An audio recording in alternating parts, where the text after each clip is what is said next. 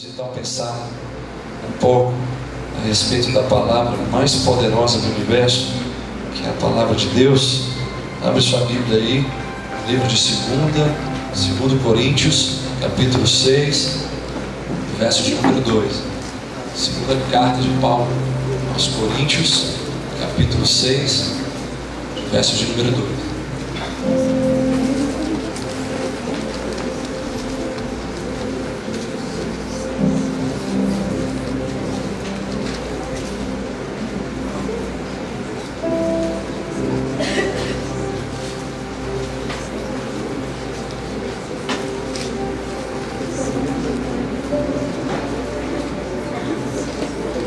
Olhada para o seu lado, vê se tem alguém precisando de uma carona de Deus aí.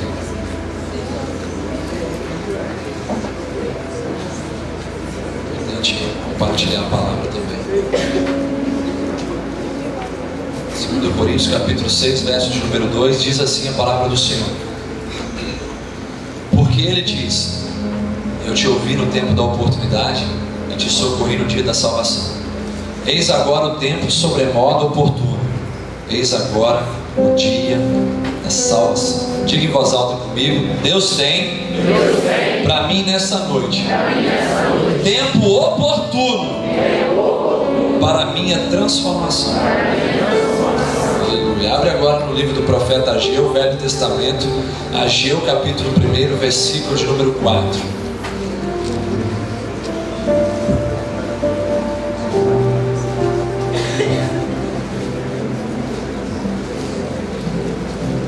Ageu capítulo 1, verso de número 4.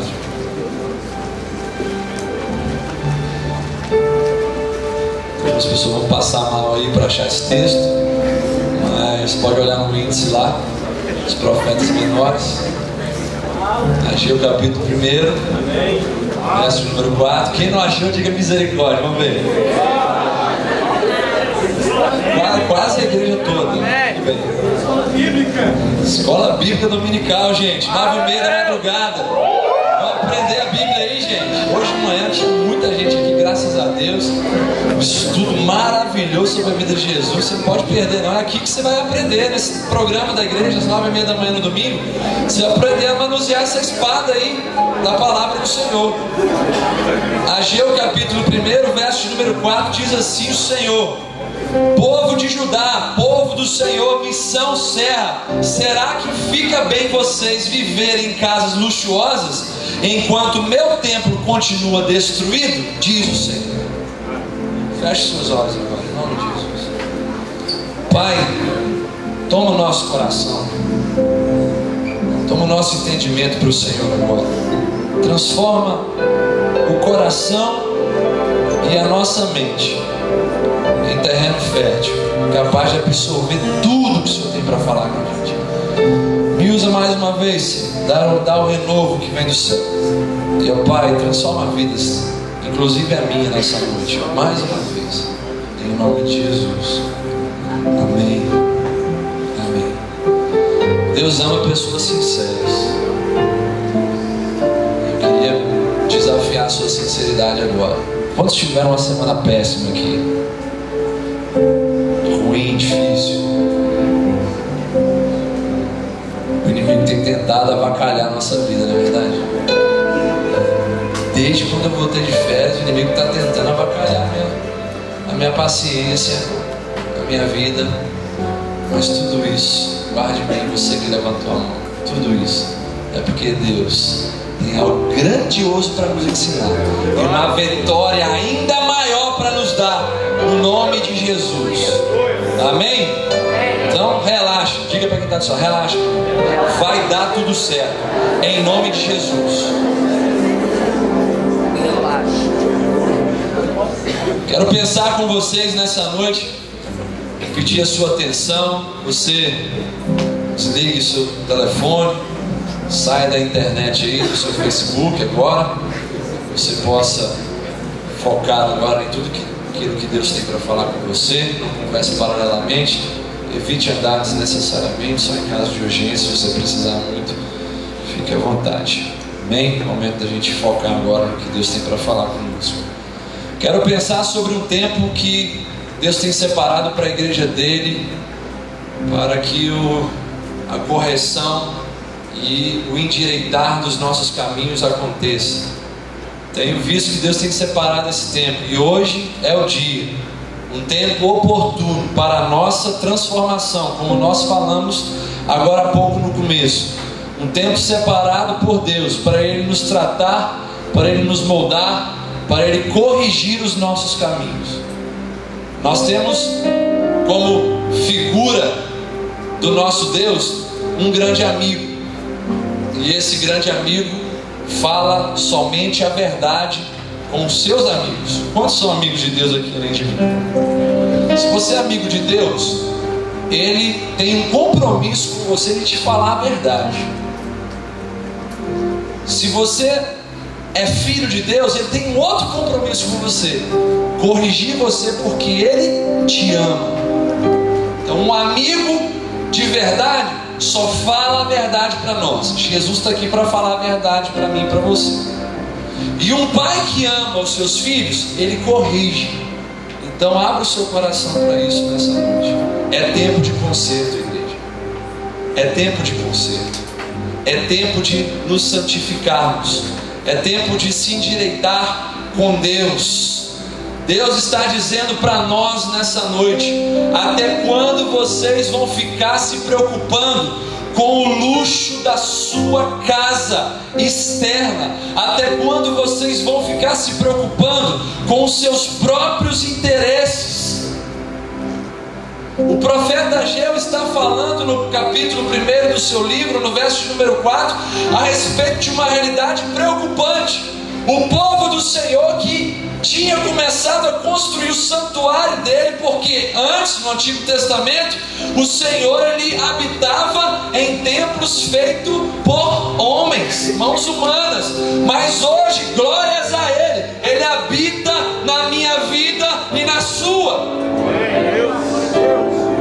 E Ageu está falando ali algo que se aplica para mim e para você nessa realidade. Tem muita gente se preocupando dentro da casa do Senhor com os seus próprios interesses, com o seu corpo, com o seu cabelo, com as suas roupas, mas não estão se preocupando com a minha morada, que se chama o coração do homem. Deus está perguntando para nós: até quando vocês ficarão conformados com esse mundo? Quantas pessoas conformadas? Romanos capítulo 12, versículo de número 2, o apóstolo Paulo fala: e não vos conformeis com esse mundo, com esse sistema, mas transformai-vos pela renovação da vossa mente, para que experimenteis a boa, perfeita e agradável vontade de Deus.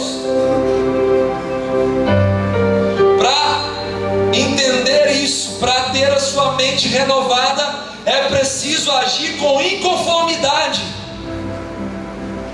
Não se conforme, mãe, com seus filhos indo para o inferno, por favor. Não se conforme, jovem, com essa vida sua de promiscuidade na área sexual. Não se conforme, homem, com essa vida de desonestidade que você leva no seu emprego. Não se conforme com essa vida fria, monótona, uma vida de inércia no aspecto espiritual. Não se conforme com isso. Haja com radicalidade, haja com inconformidade em nome de Jesus. Revolte-se com a sua realidade hoje. Revolte-se com esse cenário que você vive. Revolte-se, comece a guerrear hoje dentro de si mesmo, para que Deus venha em seu favor, para que Deus veja em você um motivo sincero, para que Deus veja em você um desejo transparente de mudar. Deus pergunta para nós: até quando vocês me adorarão com os lábios e me desonrarão com o coração? Até quando ficarão cocheando entre dois pensamentos? A realidade que o profeta Elias viveu no Antigo Testamento diante do povo, quando ele chegou na autoridade do Senhor e diz: até quando vocês vão ficar pensando quem vamos servir? Deus ou Baal? Quem vamos servir? Jesus ou o carnaval? Quem vamos servir? O Senhor está perguntando: até quando vocês vão ficar com o coração dividido entre dois pensamentos? Decida-se hoje por Jesus. Me ajuda nessa mensagem. Fala para quem está do seu lado: decida-se hoje por Jesus, meu irmão, em nome dele.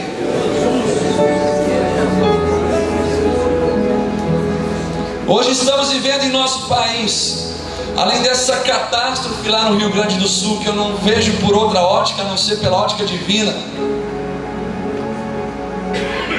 de profecia se cumprindo, o homem caindo num abismo cada vez mais profundo. Um jornal inglês denominou essa tragédia como o inferno. Realmente foi um inferno ali naquela boate em chamas. E olhar para pessoas aqui, a gente pode, sabe, ter a convicção de que Deus já livrou você de um inferno como esse. 200 e lá vai fumaça de jovens, né? Morrendo asfixiados. Será que deu para eles pensarem na eternidade? Ou será que eles só pensavam em salvar a sua própria vida física? Será que alguns deles se ajoelharam e pediram perdão a Deus? Pois com certeza todos ali, todos, um dia ouviram falar de Jesus, sendo no rádio, televisão, pessoalmente, já indo a alguma igreja, todos, praticamente. Será que o desejo deles era só salvar o corpo? Porque segundo os bombeiros, os policiais, existiam pilhas de corpos, um em cima do outro, nas portas de acesso, e aqueles que acharam que os banheiros eram as portas de saída. E aí? Triste esse cenário. Mas o que é que ele está falando para você? O que é que ele está falando para você? O que é que ele está ensinando para você? Os lugares que você frequenta te trazem essa mesma possibilidade de uma morte trágica assim também. Talvez não asfixiado, mas morto por um tiro, uma facada, uma briga desnecessária. O que isso está ensinando para você? Deus está perguntando para você: o que isso está te ensinando? Isso está gerando em você temor de Deus? E você, jovem, que está aqui me ouvindo e que ainda continua frequentando boates, será que Deus entra nesse lugar? Será que Deus entra nesse lugar? Ele não entra porque ele é cavaleiro, ele só vai onde ele é chamado. Ele está aqui porque todos os cultos nós invocamos ele, fazemos questão dele estar aqui no nosso meio, porque ele é o dono dessa igreja. A presença dele aqui é, sabe, indispensável. Agora, será que ele está lá nessa boate? Ou estava?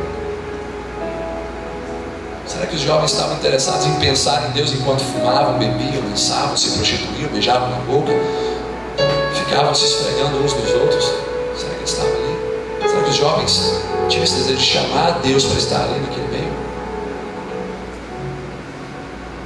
Estamos vivendo esse clima sujo de pré-carnaval no nosso país, onde o lixo da imoralidade está começando a ser derramado mais uma vez sobre o nosso Brasil.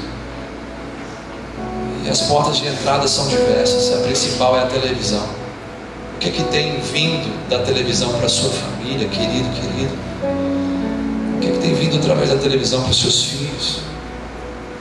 Tem pais que cometem o absurdo de deixarem a babá ser a televisão para os seus pequenos. Programas imundos, programas consagrados a demônios, programas que visam somente o lucro egoísta de uma minoria e uma desgraça espiritual para a maioria. O que está entrando na sua casa? Já falei sobre isso, já preguei com a televisão na cabeça um dia aqui para ver se isso entrava na cabeça da nossa galera. Se você sai de um culto abençoado como esse, vai para sua casa e liga a sua televisão num programa chamado Pânico na TV, você perde toda a unção que você recebeu nesse lugar. Você pega tudo que você recebeu de Deus, você joga numa privada. É a mesma coisa que você faz isso, você joga tudo numa privada e dá descarga. Aí ao invés de você começar a segunda-feira melhor, você começa a segunda-feira pior, porque aquilo sugou tudo que Deus derramou sobre a sua vida. Fala, Deus. E não fica preocupado porque você não está vendo Fantástico nesse exato momento, porque Fantástico é aquilo que Deus tem para fazer na sua vida hoje.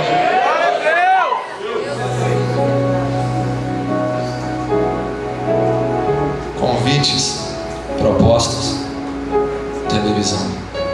Quantos aqui vão ser tentados nesse período? Quantos jovens nossos aqui vão ser tentados mediante convites indecentes? Vão para Conceição da Barra. Uma galera foi para Conceição da Barra lá esse final de semana e quebrou tudo para Jesus lá no evangelismo lá, levando a palavra do nosso Deus. Vão para Micareta. Se a gente tivesse, sabe, uma forma de interpretar aquilo que as pessoas falam, uma pessoa que te chama para ir para Micareta, no reino espiritual, a frase dela seria a seguinte: vão um pouquinho dos infernos comigo. Se a galera tivesse esse discernimento, não pecariam tanto. Quantos vão receber propostas indecentes de sexo ilícito, de promiscuidade, de prostituição? Igreja do Senhor, é tempo de se santificar. É tempo de se santificar. Isso tem uma mensagem que nunca vai faltar nesse púlpito, é a mensagem sobre santidade. Porque sem santidade, a Bíblia diz, ninguém pode ver a Deus. Santidade não é perfeição, santidade é dependência de Deus. Santidade é você se separar daquilo que é imundo, daquilo que é sujo, se separar do pecado, crendo que se cair alguma vez, o advogado que está junto ao Pai, que se chama Jesus Cristo de Nazaré, irá te perdoar e te purificar de todo mal. Você precisa compreender que limpo não é aquele que nunca se sujou. Limpo é aquele que todos os dias se lava no sangue do Cordeiro Jesus. Todos os dias se lava nesse sangue, que é capaz de te purificar de todo e qualquer mal. É tempo de se santificar, povo de Deus. Igreja do Senhor, preste atenção aqui. Entenda, por favor, a seriedade da nossa responsabilidade e o tamanho do nosso desafio. Eu quero caminhar com vocês nessa hora sobre alguns cenários, alguns períodos, alguns tempos que precisamos refletir com sabedoria e atenção. A primeira reflexão está sobre um tempo de cobiça profunda que nós vivemos hoje na atualidade. Vivemos em um tempo de cobiça profunda. O ser humano se tornou ainda mais um ser insaciável, um ser que não se satisfaz. A maior prova que o pecado é falido e não presta para você é que ele é extremamente limitado. Porque se prestasse o pecado, alguém que transa com uma mulher só queria transar com ela a vida inteira, mas não, quer pegar 1000. Se alguém que começa no cigarro, essa pessoa não desejaria ir para uma maconha, da maconha não desejaria ir para a cocaína, da cocaína não desejaria ir para o crack. É limitado o pecado, queridos, é muito limitado, você tem que entender isso. Mas o Espírito Santo de Deus que age em nós, ele tem um poder ilimitado para gerar em nós novidade de vida todos os dias, novos sentimentos, novos prazeres na presença do Senhor. O ser humano é insaciável na sua ganância, na sua cobiça, no materialismo e principalmente no pecado. O sistema prega, queridos, que uma faculdade só não te satisfaz. O sistema prega que uma mulher só não te satisfaz. Isso que o sistema está pregando, não é isso que a Rede Globo de televisão prega em todas as novelas? Que uma mulher só não satisfaz o homem. O sistema prega que um carro só não te satisfaz, que o computador só não te satisfaz, que o emprego só não te satisfaz. E algo horrível aos olhos de Deus é ver a igreja do Senhor estimulando em muitos lugares essa insatisfação egoísta, quando prega que não devemos nos satisfazer com uma bênção, com um milagre, com uma prosperidade. Em outras palavras, vemos hoje uma igreja que cria uma dependência a essas coisas no meio do povo. Você tem que ter uma bênção, você tem que ter um milagre, você tem que ter uma vitória, você tem que ter uma prosperidade. É isso que nós vemos infelizmente em muitos lugares. Mesmo que nós não vivenciemos isso hoje na nossa igreja e nunca queremos vivenciar, é o corpo que está doente, poxa, eu tenho que falar. E a gente tem que orar por esse povo. É o corpo de Cristo que prega uma dependência não de Deus, mas das coisas que o homem pode ganhar através de Deus. Vivemos a ilusão, queridos, e o engano de nos preocuparmos única e exclusivamente com as nossas coisas. Vivemos preocupados com o luxo das nossas coisas, com o luxo da nossa casa. Hoje o ser humano é valorizado pela barriguinha, tanquinho que ele tem, pelo seio de silicone que a mulher tem. É verdade ou não é? Tem que falar rasgado, tem que falar a verdade. É isso que nós vemos por aí afora. Por que não tem umas mulheres gordinhas nos programas de televisão? Porque as saradinhas são mais valorizadas. E o que você tem a ver com a gordura dos outros? Deus não tem nada a ver, não se preocupa. No céu você vai entrar feio, vai entrar gordo, vai entrar do jeito que você está aí. Mas o que Deus quer, e Deus não é açougueiro como muitos dizem, Deus se interessa pelo coração, pelo interior. Glória a Deus. Coração. O que você vai levar para o céu? O seu caráter, mais nada. O seu caráter. E o que é o caráter? É a soma de todos os nossos hábitos, suas experiências, suas vivências, seu relacionamento, sua intimidade para com Deus. Queridos, e a casa? E o templo de Deus? A casa externa é priorizado, como disse aqui agora há pouco, de forma excessiva. Mas e o templo do Espírito Santo de Deus? O nosso interior. Onde está a valorização disso? Onde está? As coisas estão nos seus devidos lugares dentro de você? O seu interior anseia por agradar a Deus? O seu interior anseia por ver Jesus te transformar todos os dias? O seu interior está em constante processo de transformação? Deixe essa preocupação de lado. Infelizmente hoje Deus foi reduzido a um serviço de socorro de emergência. Deus foi reduzido a um SAMU da vida. Quando o carro cai na ribanceira, Deus é acionado. Quando o casamento estoura, Deus é acionado. Quando a saúde piora, Deus é acionado. Deus virou um serviço de socorro de emergência. Ele vai nos socorrer? Sem dúvida. Se você for sincero, Ele vai te socorrer pela misericórdia dEle. Mas é muito melhor você poder contar com Ele sempre pela sua intimidade para com Ele, do que ficar dependendo só da misericórdia dEle. Porque um dia a misericórdia vai acabar. E o que a Bíblia diz? Se a misericórdia acabar, o ser humano será consumido. Consumido. Uma mão hoje Deus está segurando a sua ira. Deus está segurando o seu julgamento para com a humanidade. E a outra mão dele, Ele está te chamando. Vem, vem. Há misericórdia ainda para você. Vem, há graça, há amor, há oportunidade de salvação para a sua vida. Vem, vem. Porém um dia as duas mãos de Deus vão se abaixar. A ira vai vir, e a misericórdia, o amor e a graça vão sumir. O que você vai fazer numa situação como essa? Hoje é o tempo oportuno de Deus para a sua salvação, como diz o texto de 2 Coríntios 6. Você precisa aproveitar isso.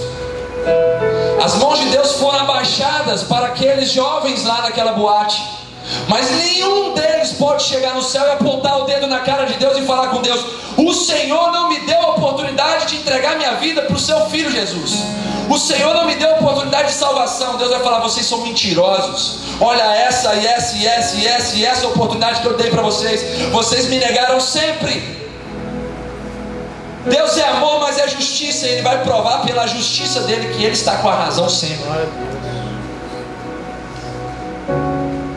A igreja precisa, queridos, pregar a insatisfação com uma vida de pecados. É isso que a gente está fazendo aqui à noite, nessa hora, amém? Pregar a insatisfação com uma vida de pecados. Você não pode continuar com esse pecado na sua vida. Pelo amor de Deus, abandona esse vício hoje, irmão, irmã, amigo, amiga. Abandona essa vida sua fria, religiosa. Abandona essa vida domingueira sua. Vem para a casa de Deus com mais intensidade. Frequente mais a comunhão dos santos. Esteja mais envolvido com a obra disso. Temos pregado isso sempre. A inconformidade com uma vida fria, religiosa. Não se conforme, igreja. Diga para quem está do seu lado, meu irmão, não se conforme, em nome de Jesus. Precisamos nos endireitar, igreja. Precisamos nos santificar. Precisamos nos consertar. E isso é hoje. Diga em voz alta: é hoje. É hoje. O dia do meu conserto. Aleluia. Quando você profetiza, Deus manda fé para o seu coração, querido. Fica preocupado, não. Ai, os meus desafios. Ai, esse pecadinho. Não preocupa com isso, não. Creia que é pelo ouvir que vem a fé do Senhor ao seu coração. E no seu falar você declara que você depende dele. Ele vem em seu socorro. Precisamos desejar tudo de Deus e menos de nós. Vivemos num mundo de cobiça. Qual é a cura, pastor, para viver dentro desse mundo cheio de cobiça? Qual é a cura? Desejar tudo de Deus e menos de você. Desejar tudo de Deus e menos do mundo. Uma outra cura para esse mundo cheio de cobiça está no Salmo 16, versículo de número 2, onde o salmista diz: não tenho outro bem além de ti, Senhor. Qual é a cura aqui? Ter a plena satisfação em Deus. Deus é tudo para você? Isso eu vou falar algo muito sério. Se Deus não é tudo para você, isso significa que Ele não é nada. Porque Deus não te salvou, não te criou para ser 99,9% na sua vida. Glória a Deus, Pai. Ou Ele é tudo, ou Ele não é nada. Ele não aceita dividir a sua glória com ninguém. Quando você tem plena satisfação em Deus, quando Ele é o seu maior bem, você consegue viver plenamente num mundo cheio de cobiça, num mundo extremamente ocupado. Porque quando Deus é tudo para nós, nós não teremos medo no dia da nossa aflição. Quando Deus é tudo para mim, é o meu maior bem, quando eu estiver doente, Ele será o Jeová Rafa, o Deus que me cura. Quando eu estiver com problemas financeiros, Ele será o Jeová Jiré, o Deus da minha provisão. Quando eu estiver no meio da batalha, Ele será Jeová Sabaó, o Deus dos exércitos que luta a minha batalha. Quando eu estiver me sentindo sozinho, Ele será o amigo fiel me abraçando. Quando Deus é tudo para mim, eu preciso caminhar plenamente satisfeito, porque Ele não deve nada a ninguém. E o que Ele faz com perfeição e completa o coração da sua criação, que se chama eu e você. Queridos, prestem atenção mais uma vez aqui. Satanás, ele tenta a mim e a você na área da cobiça. Sabe por quê? Porque Satanás vive te tentando na área da cobiça, porque ele sabe que pode ocupar o nosso tempo com coisas fúteis e mesquinhas. É por isso que ele vive te tentando na área da cobiça. Não, você tem que ter isso. Não, você tem que ter aquilo. Não, você tem que conquistar isso e aquilo. E às vezes são coisas que você não precisa. Tem que ter mais um emprego. Tem que ter mais, sabe, uma faculdade. E às vezes não é a sua necessidade. E aí você acaba perdendo o quê? Você perde a sua família muitas vezes. Você perde a sua vida espiritual, a sua comunhão com a igreja. Você perde a fé. Você se esfria. Você se torna um robô desse sistema. Um monstro. Motivado por motivações egoístas, materialistas. Sua família não mais te reconhece pelos seus atributos. Só te conhece pelos seus desejos ambiciosos. Você acaba perdendo coisas preciosas. Perde seu casamento, perde seu ministério, tudo por causa de cobiça. Eu sei que tem gente aqui que já perdeu coisas por causa da sua cobiça. Deus está restaurando o seu coração, amém, moça? Deus está restaurando o seu coração, moça. De tudo aquilo que você perdeu por ter escolhido caminhar no caminho da cobiça, Deus está restaurando você hoje. Se aproprie disso, em nome de Jesus. A cobiça nos leva a inventar um evangelho de conveniências.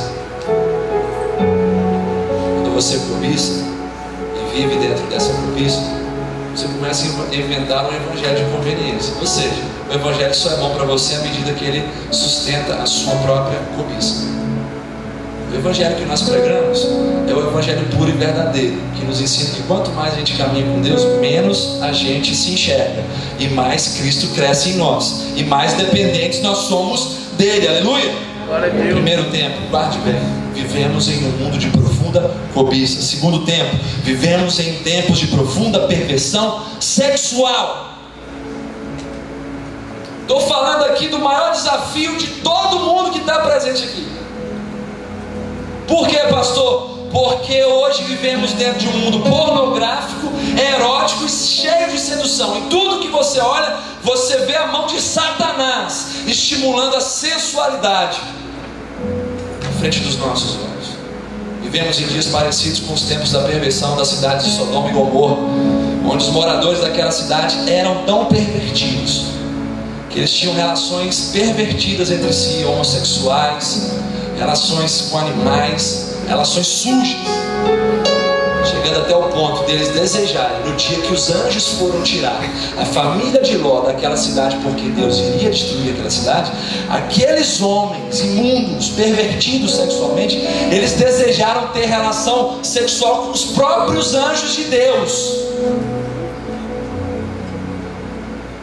A gente está vivendo um tempo tão complicado. Às vezes você passa na rua, os meninos quase engolindo a boca das meninas. Você pensa assim, meu Deus do céu, daqui a pouco nós vamos ver sexo com cachorro no meio da rua. O negócio é tão descarado. É verdade ou não é? Às vezes você fica sem graça.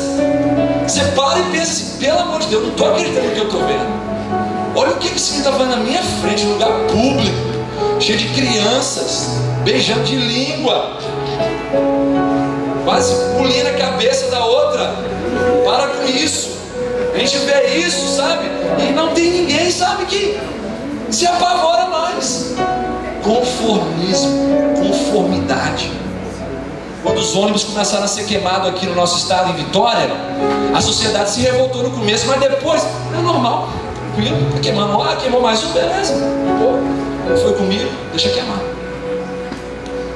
Uma vez um turista lá no Rio de Janeiro, isso passou no Fantástico, eu fiquei abismado. A conformidade com a situação,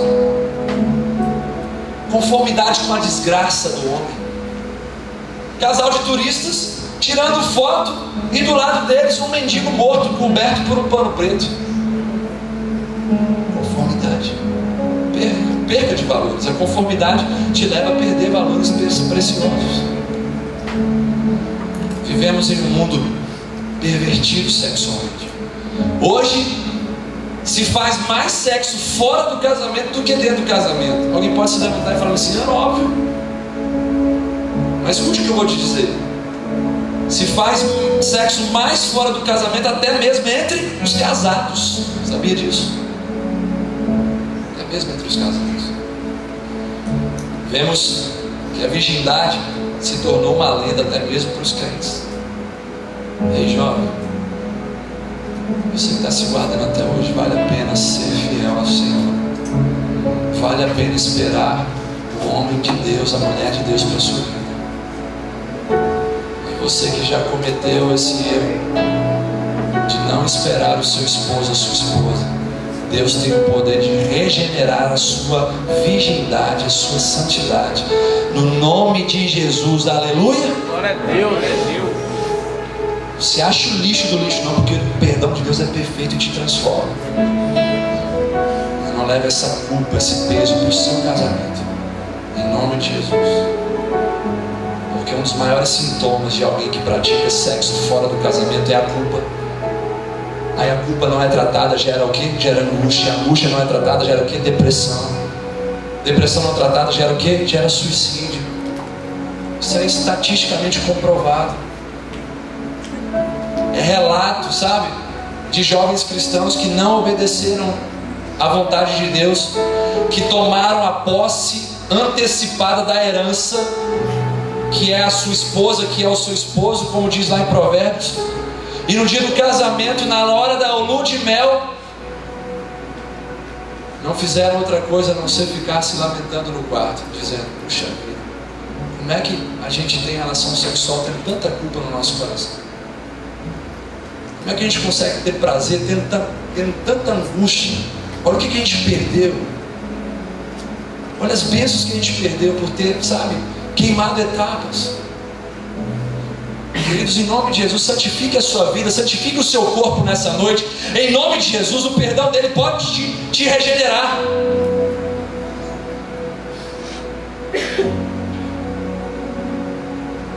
Nós sabemos claramente que os homens são tentados por aquilo que eles veem.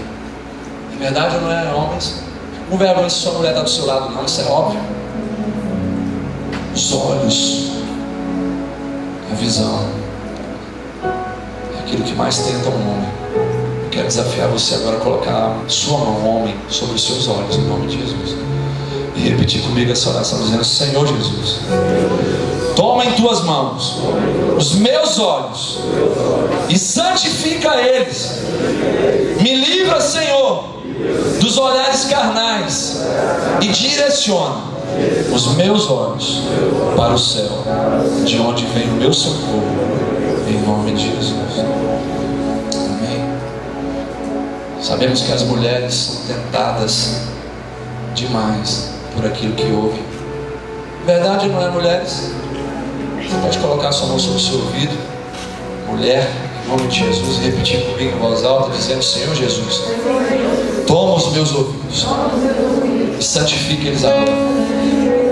Me ajuda, Senhor, a ter sabedoria para ouvir as coisas do Senhor e fugir das coisas imundas desse mundo. Sintoniza o meu ouvido com o céu e com a sua voz, em nome de Jesus. Amém. Quantos creem que Deus está santificando olhos e ouvidos? Aleluia! Devemos santificar todos o nosso corpo. E a pergunta para você é a seguinte: homem, mulher, amigo, amiga, irmão, irmã, como você tem utilizado o seu corpo? É para a glória de Deus ou é para seduzir homens e mulheres? Você pergunta a Deus antes de vestir uma roupa e vir para uma igreja, por exemplo? A gente tem casos absurdos, por exemplo, de um jovem em Belo Horizonte que estava lutando contra os pecados da área sexual, e ele foi num culto na igreja dele. Ele sentou-se no lugar. Quando ele se deparou com quem estava na frente dele, tinha uma mulher com um decote de todo tamanho na frente dele. Ele falou: Deus, desse jeito eu não vou ser curado, não. Ele falou: não, vou para outro lugar. Ele foi para outro lugar.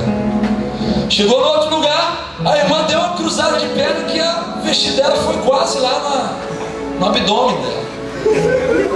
Ele falou: Jesus, eu estou querendo assistir um culto, Jesus. Foi para o terceiro lugar. Chegou lá, a irmã foi abaixar para pegar a Bíblia e o decote do peito dela quase arrebatou o irmão. Aí ele falou o seguinte: Jesus, o senhor está de prova. Eu tentei 3 vezes ficar nesse culto, mas desse jeito eu fui embora. Na rua eu vejo menos sensualidade do que dentro da sua casa. Fato real. Preste atenção. Se você puder anotar, anote, isso é bênção para a sua vida. Ou guarde muito firmemente dentro do seu coração. A Bíblia nos dá alguns segredos para vencermos o pecado sexual. Se você guardar isso e praticar isso, você vai vencer qualquer tipo de pecado sexual. Entenda, jovem, guarde isso e pratique. Eu te garanto, você vai vencer os pecados da área sexual. Primeiro conselho que a Bíblia nos dá para vencer o pecado da área sexual é fugir, a fuga. Quem nos ensina isso? Jovem José do Egito, que fugiu diante da mulher belíssima de Potifar, mesmo tendo toda a condição de ter um sexo ilícito com aquela mulher. Fugiu. Hormônio não se converte. Testosterona nunca vai virar crente. Se você der vazão para essas coisas, elas vão te pegar numa armadilha. Então foge em nome de Jesus. Tem pecado que você resiste. Resiste em nome de Jesus, mas tem pecados que você tem que fugir. E um desses pecados que você tem que fugir se chama o pecado da área sexual. Não bate papo com a pombagira não, senão ela te enfeitiça. Sai dela, filho meu, em nome de Jesus. Segundo conselho que a Bíblia nos dá: sabedoria. Primeiro lugar, foge. Segundo lugar, tenha sabedoria. Salomão nos ensina ao afirmar que a sabedoria nos levará ao temor de Deus. E o temor de Deus, ele é algo que nos traz ódio para com o mal, para com o pecado. Provérbios 3,7 diz: teme ao Senhor e aparta-te do mal. O temor do Senhor é odiar, aborrecer o mal. Se você tem sabedoria, você vai ficar, protegido, porque o temor do Senhor dentro do seu coração vai gerar nojo para com o pecado. Nojo. Eu me lembro, quando eu tinha uns 12, 13 anos de idade, eu viajei, meus tios todos são caminhoneiros, eu viajei com eles lá para Fortaleza, e um desses meus tios, preocupado demais com a minha masculinidade, porque eu nunca tinha namorado até então, ele me levou para uma casa e me deixou ali com uma mulher. Eu achei estranho, porque aquela mulher me pegou e me levou lá para o fundo da casa. Aí eu percebi que era uma casa, um bordel. Sabe o que eu senti na hora? Tanto nojo, que me deu uma dor de barriga, um piriri. Deus me livrando da mulher maldita. Aleluia. Glória a Deus. Quantos jovens nós podem falar isso? Eu falei com meu tio: pelo amor de Deus, não precisava ter feito isso não, cara. Deus livrando a gente. Tem jovem que às vezes fica surpreso assim: poxa, não deu certo esse programa, é Deus te livrando. Não deu certo essa balada com essa mulher, é Deus te livrando, amém? Deus te livrando. Quantos jovens têm relatos assim: tá tudo deu certo, foi pra balada, o carro furou os 4 pneus juntos. Pelo amor de Deus, é Deus ou o demônio me dando provação aqui, me tentando, melhor dizendo. Então assim, Deus cuida dos seus, amém? Você tem convicção disso, que Deus cuida de você? Foge, tenha sabedoria. E por último, tenha a alegria da salvação dentro do seu coração. Quem afirma isso é Davi, no Salmo de número 51, no verso número 12. Ao declarar que ele perdeu a alegria da sua salvação, quando ele fala: Senhor, por favor, restitui a alegria da minha salvação. Davi está admitindo: eu só pequei nesse pecado sexual, eu só caí dentro desse pecado sexual porque eu deixei minha vida entrar numa rotina, eu deixei minha vida entrar numa mesmice, eu deixei minha vida virar uma questão religiosa. Por isso eu busquei a alegria dentro de um sexo ilícito. Quem guarda a alegria da salvação dentro do seu coração nunca vai querer buscar alegria dentro de um sexo ilícito. Você tem que sustentar essa alegria da salvação dentro do seu coração, buscando se relacionar constantemente com o Deus dessa alegria. Quem está alegre com o Senhor, queridos? Como diz mesmo a palavra lá em Neemias 8, a alegria do Senhor é a nossa força. Se você está alegre com o Senhor, você estará então forte. E alguém forte é alguém que vence o pecado da área sexual. Fuja, tenha sabedoria, porque ela te leva ao temor, e o temor te leva a odiar o mal e ao pecado sexual. E terceiro, sustente e cultive a alegria da salvação dentro do seu coração, porque se você estiver alegre com Deus, na sua caminhada com Ele, você vai caminhar forte para vencer qualquer tipo de situação sexual perigosa. Santifique o seu corpo, endireite-se hoje nessa área sexual. Deus está te dando a oportunidade. Eu não preciso nem perguntar, seria até constrangedor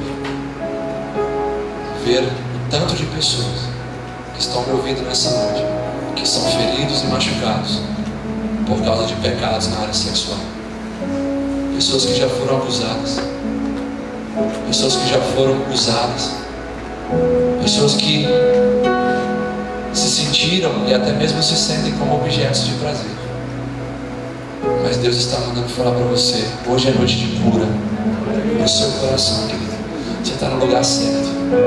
Não é o tempo que vai curar essa situação que você viveu no seu casamento. Não é o tempo que vai curar essa situação que você viveu no seu namoro. Não é o tempo que vai curar essa situação que você viveu dentro de uma orgia. Não é o tempo. Quem vai curar isso do seu coração se chama o Espírito Santo de Deus. E Ele está aqui sondando o seu interior, dizendo: filho, é só abrir a porta do seu coração que eu entro e transformo a sua vida. Santifique o seu corpo em direitos com Deus. Lembre-se, principalmente os jovens, uma aventura sexual não pode se comparar com o céu. Nunca, nunca, nunca. Um orgasmo, um prazer intenso sexual não chega nem perto da alegria de estarmos com Deus, separados de tudo aquilo que é sujo. Santifique o seu corpo em nome de Jesus. Terceiro tempo, vivemos em tempos de profunda frieza espiritual. Vivemos em tempos de profunda frieza espiritual. Lembra de alguém aí, rapidinho aí, lembra de alguém aí que você conheceu, que estava sentado num banco como esse, em alguma igreja por aí, servindo ao Senhor, que hoje não está mais? Por quê? Porque se esfriou espiritualmente. Lembre-se aí, não vai ser difícil para você.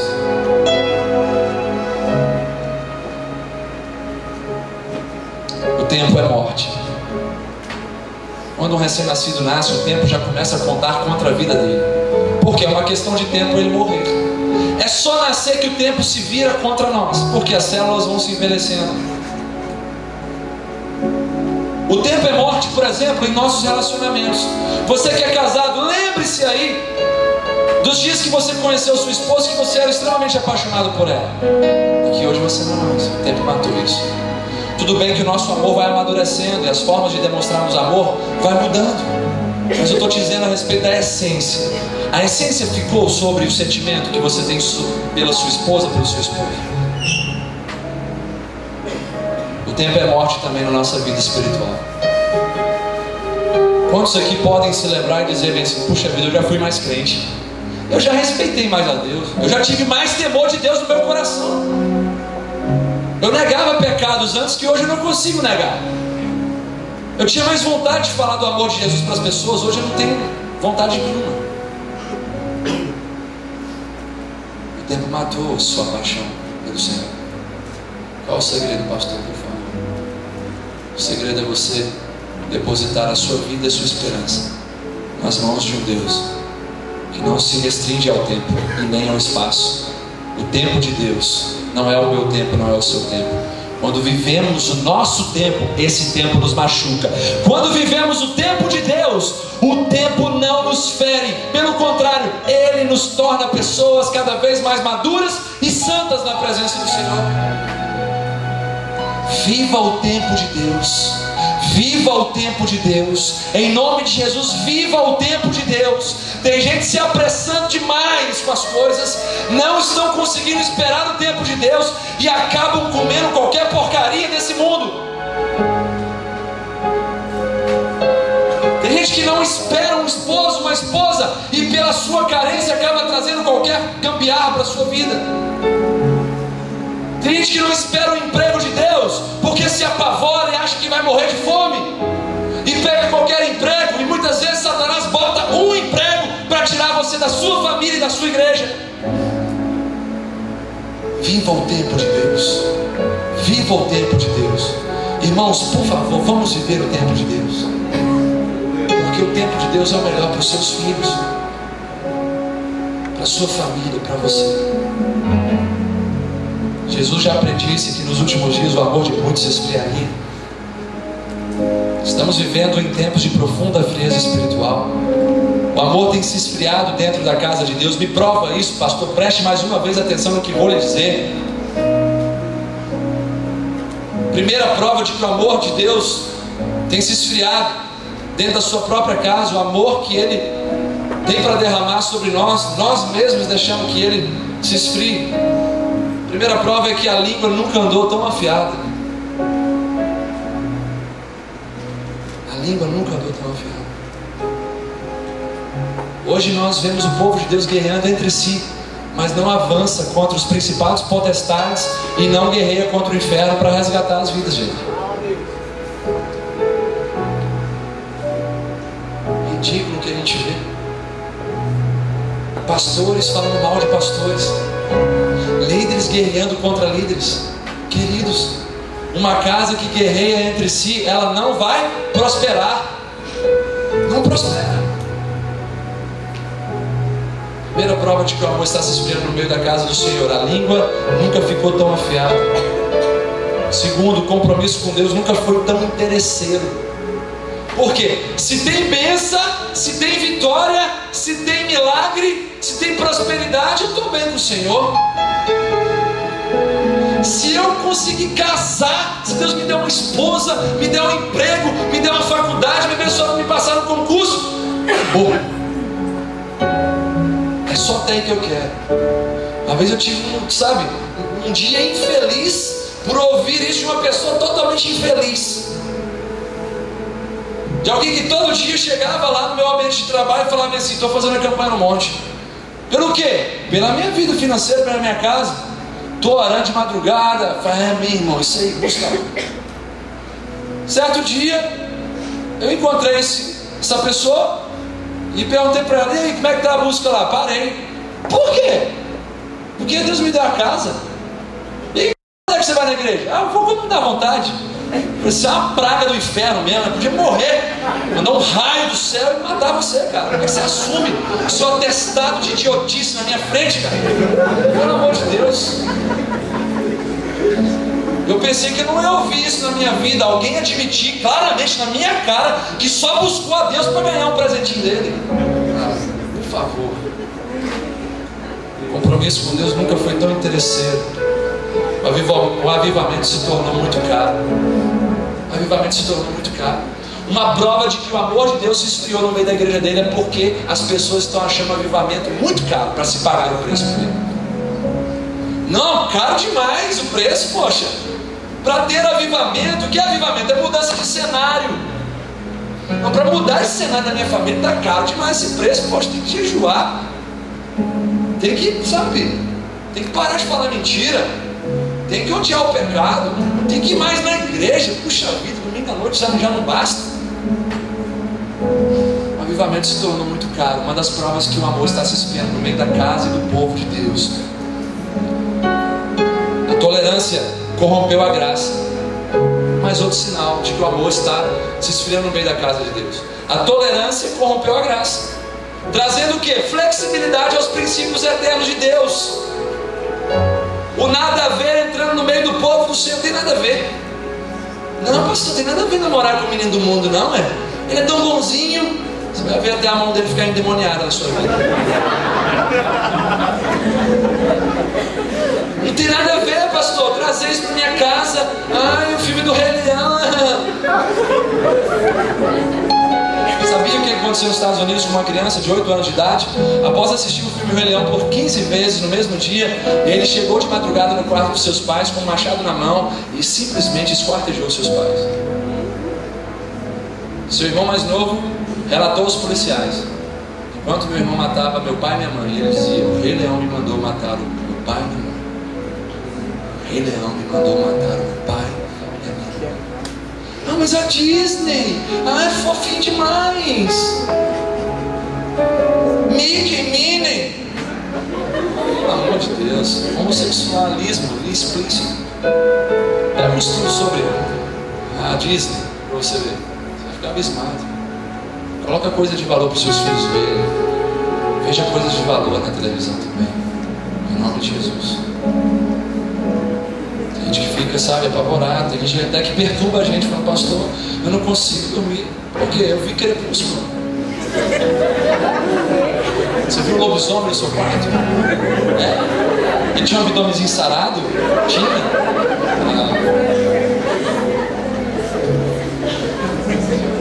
Preste atenção, 1 Timóteo 4, versos 1 e 2 diz: ora, o Espírito afirma expressamente que nos últimos tempos alguns desistirão da fé. Por quê? Por obedecerem a espíritos enganadores e a ensinos de demônios. Olha só o que vai acontecer. Tem muita gente que vai desistir da fé. Por quê? Porque vai ficar ouvindo ensino de demônios, vai ficar obedecendo a espíritos enganadores e pela hipocrisia dos que falam mentiras e que tem cauterizada a própria consciência.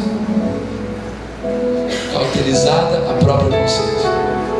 O que isso quer dizer? Você vai falar com uma pessoa que está errada? Não, querido. Esse filme ele tem consagração demoníaca. Você pode até assistir, mas se consagra diante do Senhor e se prepara. Se você quer tanto assistir, então faz uma oração. Se prepara diante do Senhor. Pede Ele para te filtrar o seu entendimento. Pede Ele para te mostrar claramente. Quando você começar a ver as coisas, você já desliga e já desiste do filme. Precisamos agir assim, porque se não agirmos assim, a nossa mente vai ficar cauterizada. E aí, a mesma pessoa que a gente vai dar o conselho será aquela que se levantará contra nós, para dizer assim: você está sendo muito radical. Não, isso não tem nada a ver. Não tem nada a ver. No amanhã se torna o quê? Um abismo cada vez mais profundo. Vivemos em tempos de profunda frieza espiritual. Onde é que está? A pergunta é essa hoje, de confronto. Onde é que está a palavra morte no meio da igreja do Senhor? Não dá para falar de cristianismo, não dá para mim estar aqui na frente da igreja falando para vocês, se eu não falar do maior símbolo do cristianismo, que é a cruz. Onde é que está a morte e a angústia pelo pecado em nossos dias? Quando é, meu amigo e minha amiga, irmão e irmã, que você chorou por causa de um pecado cometido diante do Senhor? Qual foi a última vez que você chorou, que você ficou triste mesmo por causa de um pecado que você cometeu? Será que o nada a ver está imperando no seu coração? Será que você está achando isso, sabe? Todo mundo faz.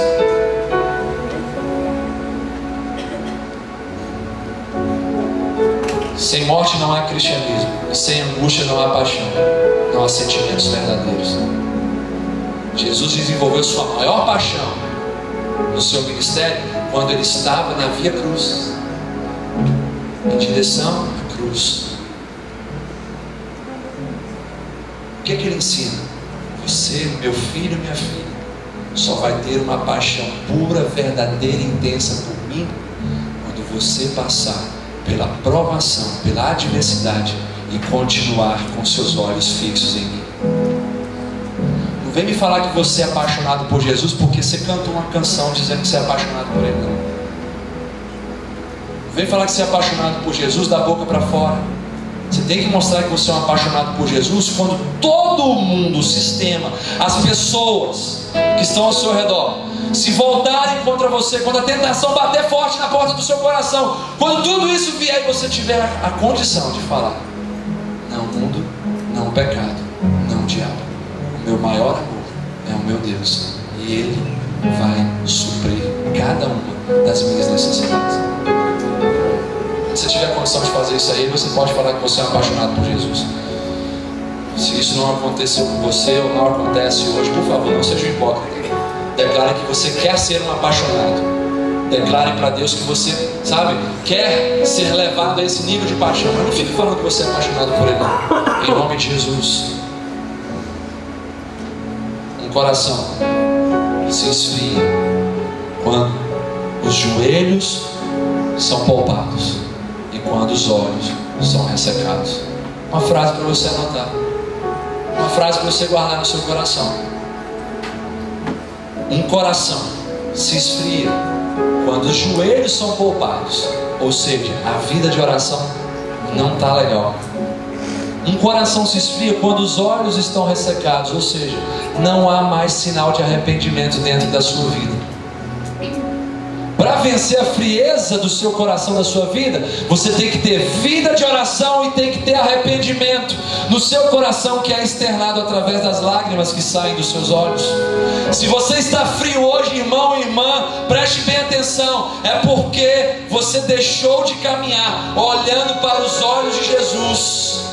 Ou seja, a sua caminhada não é mais sincera, não é mais transparente. Pare e pense, um relacionamento sempre esfria quando nós deixamos de olhar para o olho da pessoa.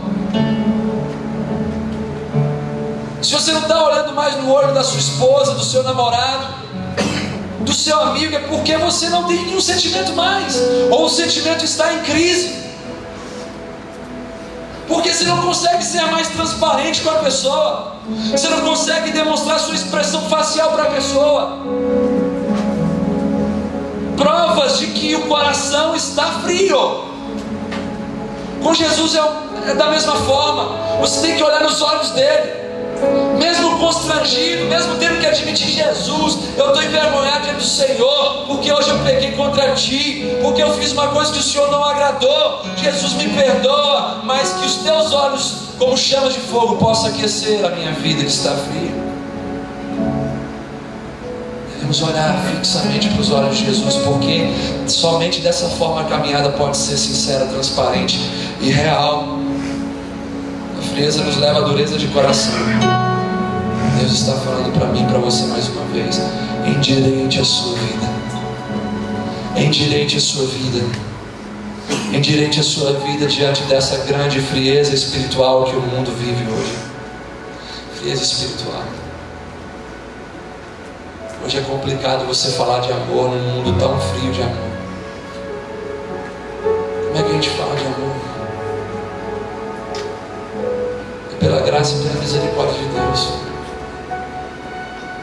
Você tem que falar de amor na sua escola, na sua faculdade, no seu trabalho, e mostrar para as pessoas que você está profundamente interessado em viver essa vida de amor. Queridos, Hebreus 3, verso de número 15 diz: hoje, preste atenção, hoje, se ouvides a voz do Senhor, não endureçais os vossos corações.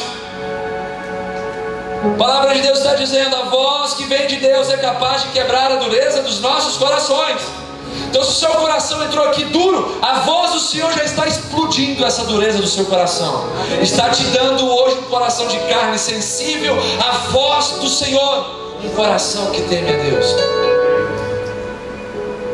A voz de Deus é capaz de quebrar a dureza dos nossos corações. Por último, para encerrar, nós vivemos o tempo do fim. A maior prova disso, igreja, é a fascinação do mundo e o esquecimento da eternidade pelo ser humano. Quase não se fala da volta de Cristo hoje. Já repararam isso? Amém? Já repararam que quase não se fala da volta de Cristo? Quase não se fala. Por quê? Porque o homem se apaixonou com o mundo e os seus cuidados, e esqueceu de Deus, da eternidade. A realidade é a seguinte: Jesus pode vir a qualquer momento nos buscar.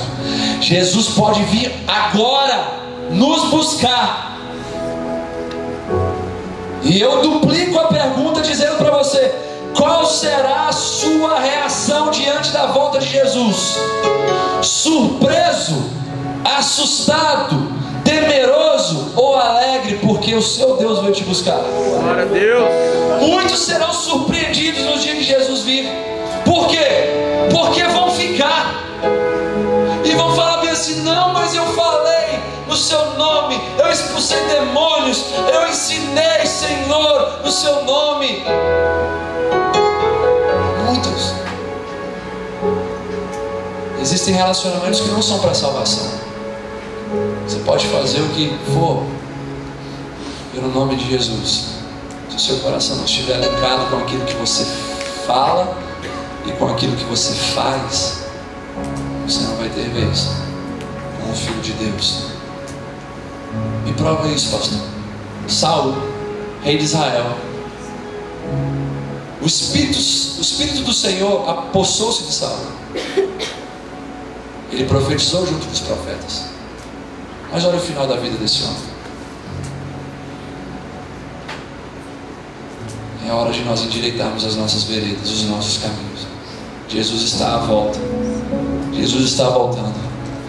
Queridos, muitas pessoas vão ficar surpresas. Muitas pessoas vão ficar, sabe, perdidas no dia da volta de Jesus. Eu espero que você não passe por esse constrangimento. Eu espero que você esteja preparado diante da volta do Filho de Deus. Isso é muito sério. Precisamos viver em constante vigilância. Vigilância com aquilo que falamos, com aquilo que fazemos, com aquilo que procedemos. Nossa vida.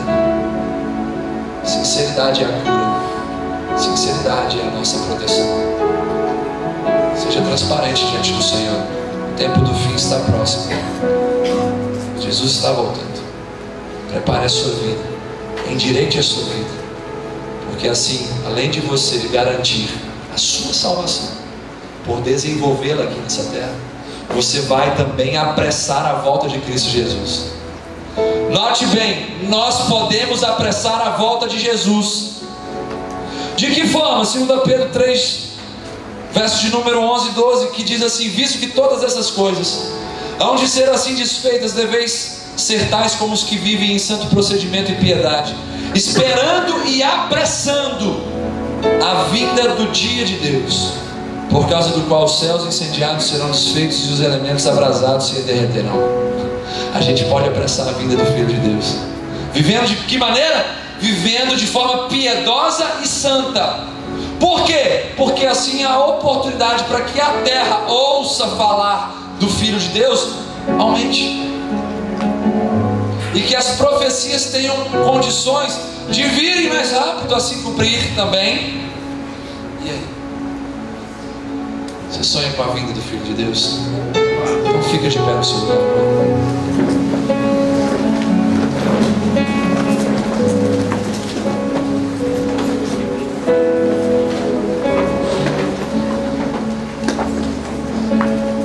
Queridos, tem muitas pessoas aqui neste lugar. Não se distraia por nada, preste atenção em mim aqui, por favor. É o momento mais importante agora do culto, é esse. Tem muita gente nesse lugar que precisa endireitar a sua vida com Deus. Muita gente. Mas o primeiro apelo que eu vou fazer é para você, amigo, amiga, que entrou nesse lugar. Não precisando endireitar a sua vida com Deus, mas precisando entregar a sua vida a Deus. Você está longe do Senhor. Você está desviado dos caminhos de Deus. Os seus frutos não são frutos de quem caminha com Deus, são frutos de quem caminha ao lado do mundo e do pecado. Deus está te convidando nessa noite.